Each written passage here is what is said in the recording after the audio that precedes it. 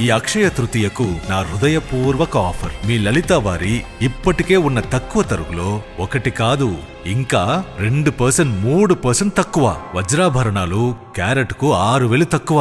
గత కొద్ది నెలల నుంచి లేడీ అఘోరి అనే పేరు చెప్పుకొని శ్రీనివాస్ అనే వ్యక్తి లేడీ అఘోరి లాగా మారి 2 తెలుగు రాష్ట్రాల్లో తిరుగుతూ ఎంత పెద్ద రచ్చ సృష్టించాడో అందరికీ తెలుసు.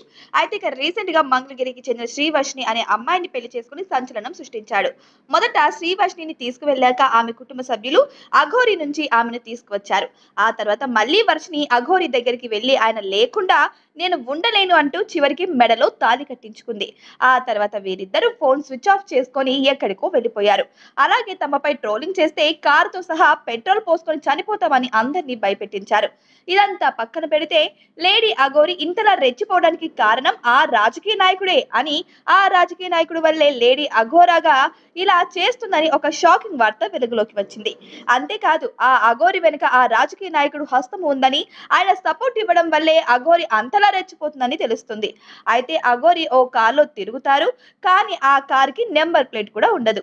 నెంబర్ ప్లేట్ లేదు, కానీ ఆ కారు మాత్రం తమిళనాడులోని ఓ రాజకీయ నాయకుడి పేరు మీద రిజిస్టర్ అయి ఉందట. అయితే పోలీసులు ఆ రాజకీయ నాయకుడికి ఫోన్ చేసి వివరాలు తీసే పనిలో పడ్డారట. అయితే ప్రస్తుతం జైల్లో ఉన్న అఘోరిని బయటకు తీసుకురావడానికి ఆ తమిళ రాజకీయ నాయకుడు విశ్వ ప్రయత్నాలు చేస్తున్నట్టు కూడా తెలుస్తుంది. అలాగే లేడీ అఘోరి తిరిగే కారు లక్ష్మీ కన్స్ట్రక్షన్స్ అనే పేరు మీద రిజిస్టర్ అయి ఉంది. అలాగే ఆ కారు నెంబర్ ని కూడా పోలీసులు బయట పెట్టారు.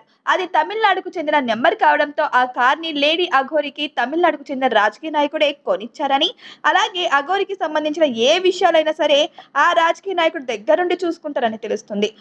డబ్బు సహాయం కూడా చేస్తారని కూడా సమాచారం. మరి లేడీ అఘోరికి సహాయం చేస్తున్న ఆ తమిళ రాజకీయ నాయకుడు ఎవరు? పోలీసులు పేరుతో సహా బయట పెడతారా లేదా అనేది వేచి చూడాల్సిందే.